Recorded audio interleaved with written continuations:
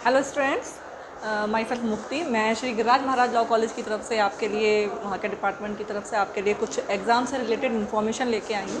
जिस तरीके से आप लोग को पता होगा, आप लोग के एग्ज़ाम्स स्टार्ट होने वाले हैं। LLB, BLLB सभी के एग्ज़ाम्स की डेट शीट आ चुकी है, तो उससे रिलेटेड काफ़ी सारे क्वेश्चन हैं जो आप लोग के लिए क्लियर करने ज़रूरी हैं। जैसे कि मेन सबसे पहला क्या है कि आपकी एग्ज़ाम डेट आ चुकी है। एग्ज़ाम डेट कब से? आपके 15 सितंबर से आपके एग्ज़ाम्स स्टार्ट हैं। लास्ट एग्ज़ाम आपका होगा 8 अक्टूबर को, मतलब 15 से लेके 8 तक आपके एग्ज़ाम है। जो डेट शीट आपको ऑलरेडी ग्रुप में सेंड कर दी गई है, उसके अंदर आप अपने डेट देख सकते हैं किस दिन किसका कौन सा एग्ज़ाम।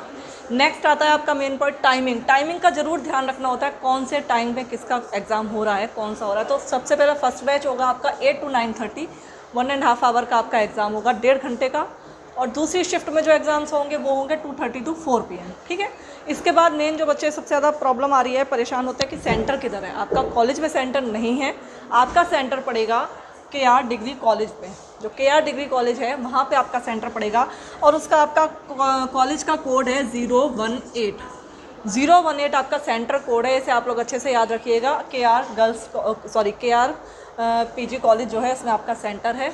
और ये कॉलेज जो आपका KR सेंटर है, ये मोस्टली कॉलेज अपना जो गिरिराज महाराज कॉलेज है, इससे लगभग 3 किलोमीटर के अंदर अंदर होगा।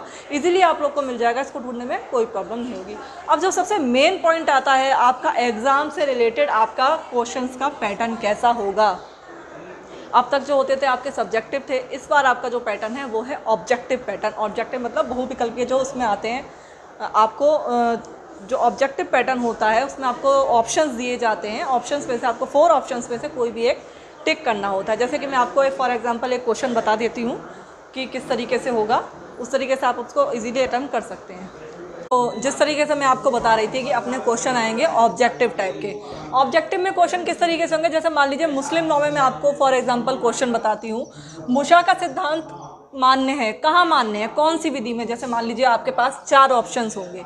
4 ऑप्शंस में आपका आता है शिया विधि में, हनफी विधि में, मलकी विधि में या फिर सफ़ई विधि में। अब आपको इस चारों में से एक आंसर अपना सिलेक्ट करना है, और उसके बाद जो आपको शीट मिलेगी उसमें आपको सर्कल करना है।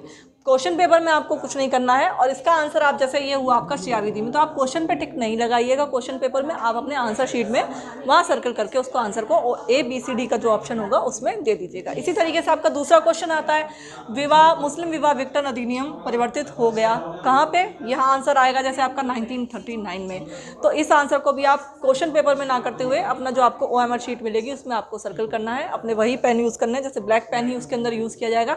और अब सबसे बड़ी बात यह आती है कि सब लोग परेशान है कि जैसे मान लीजिए तैयारी आप लोगों ने सब्जेक्टिव क्वेश्चंस के हिसाब से करी है, थ्योरी के अकॉर्डिंग करी है, तो ये ऑब्जेक्टिव में सब लोग को प्रॉब्लम हो रही है।